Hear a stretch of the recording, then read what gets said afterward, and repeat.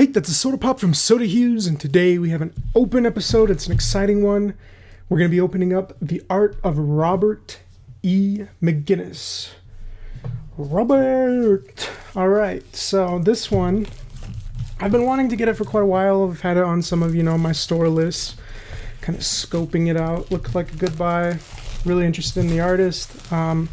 But I'm really bad with names. I can't remember who it was. If I can find the YouTube comment, I'll screenshot it and shouts out to them, because they're the ones who brought it up again and won me over, so I decided to order the book. So, if you guys ever have a book that you really want me to check out, maybe throw it in the comments and stuff, and who knows, at some point I might be able to get it.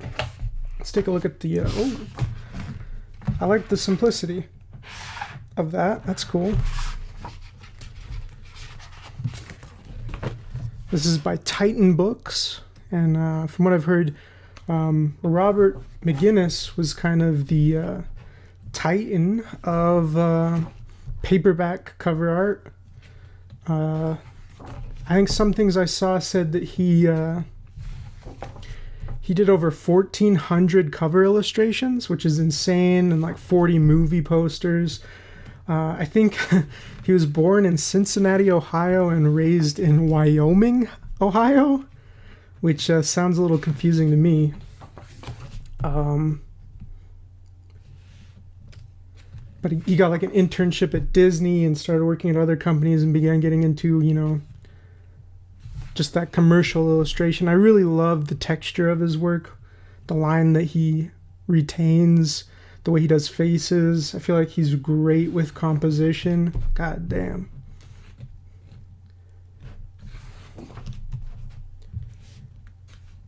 Great with color. I think I recently even, coincidentally, I'm really bad with names and remembering things sometimes, sorry. I think it was Sozo Micah, who I even have bought a sticker from, and I love her art so much. I think she shared on Facebook like a collection of Robert McGinnis artworks, talking about how he's one of her big inspirations and one of favorite artists. If I'm getting the person wrong, I'm sorry. I think it was Sozo Micah. Just really lovely stuff. I think I remember seeing he was working on a project, Arabesque or something like that, and the character was going to be wearing like a tiger striped dress, and he asked to have the dress sent to him so he could put it on a model to do the illustration. And people were like, oh, this is, a testament to his attention to detail and, his commitment to his craft. So, people who say you should never use a reference, eat your heart out. It depends. Some art exists for the concept, some is valued by the process, and some for the finished result or the aesthetic. So, there's more than one way of looking at art. I mean, I don't know when exactly this video is going to be posted or uploaded. It'll clearly be after this moment, and right now what's going on is there's a very successful and talented comic artist, and this person's fix, art fixes, some people really get into those, went viral, and it's kind of unusual that artists of that caliber really respond. Sorry. But the original comic artist returned a fix of the fixer's take, which was just an interesting phenomenon. I think Ethan Becker just did a video about it. I'll have to check it out. Sorry, my voice is literally breaking. I'm gonna need a little drink of water after this.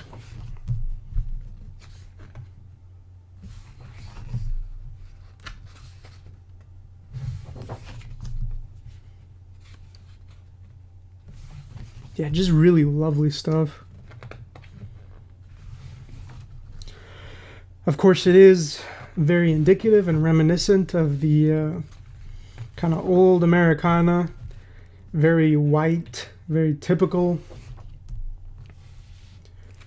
So Again, I love this style. Even though now I can understand that any sort of use of it would be kind of camp or kitsch or something like that. But if you know of anyone who does maybe people of other ethnicities or even like body types and stuff in this style, like for sure, like mention it in the comments, because I think that stuff would be super cool to see and like really interesting, because I do love the style, but unfortunately a lot of the time subjects are just extremely limited.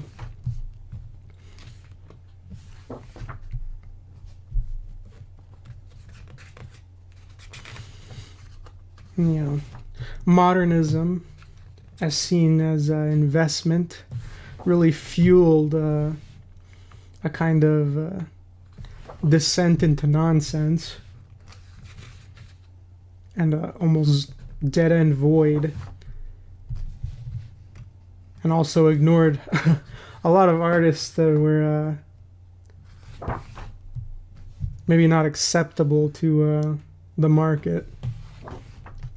And so I think anyone who took this style and then applied it to other ethnicities and subjects in a way, if it hasn't been done before, is participating, in my opinion, in a certain sense, in a form of modernism.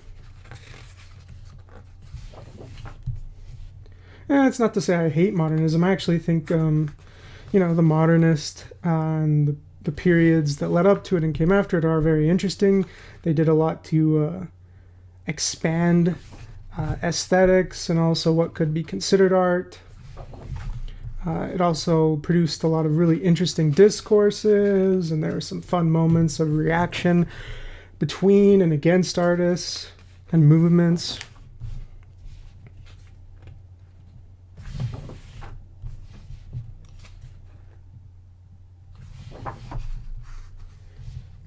Getting some more kind of serious, down-to-earth topics as we get along here.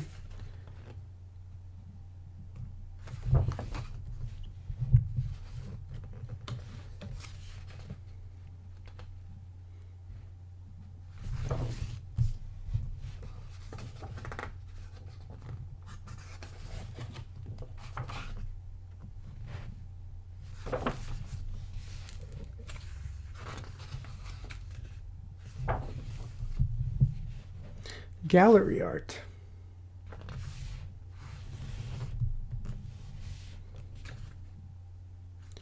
Very impressive rendering. Some of these do feel more tactile and fleshy than some of his commercial work.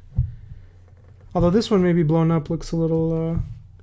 it depends on the piece, I guess, but some of them look almost right there. Some of them seem to have a little bit more of the surface and brush evident.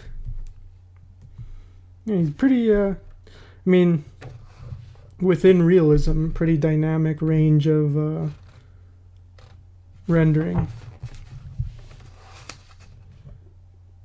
The American West, where I live. And then Fieldworks seeing a lot of this amazing landforms and stuff.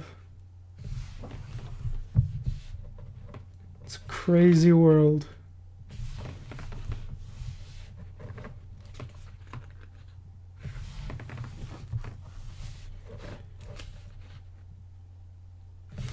These kind of subjects were the kind of things that my dad does.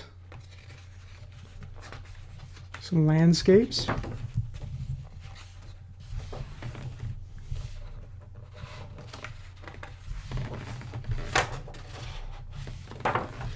And yeah, man, I think this one I got on sale for like brand new, like 20 bucks.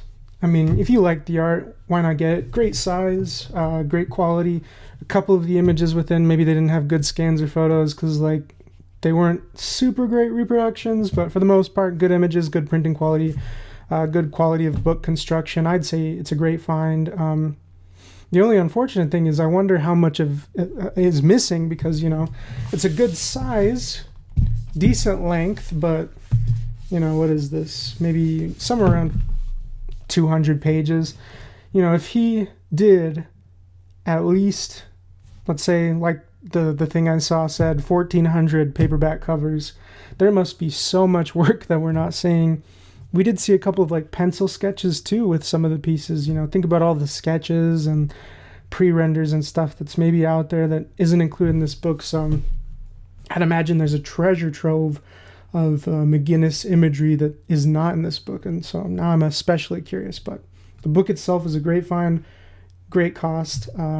If you're interested, go check it out while they're still in circulation, you know, straight from sellers instead of resellers, because that's when things usually get really expensive. Thank you so much for watching the video. Again, the reason I ended up going through and buying this is because of a YouTube comment, so maybe comment other things you'd like to see on the channel or things you like. Also, be sure to subscribe. That helps. Check out the link in the description for maybe affiliate links or a Patreon, so you can subscribe to my Patreon and we can continue supporting artists and checking out really cool visual media and, you know, just enjoying art together. There's some benefits there that I think you'll like, so hopefully you'll click the link. I hope to see you guys again, and take care. You're such a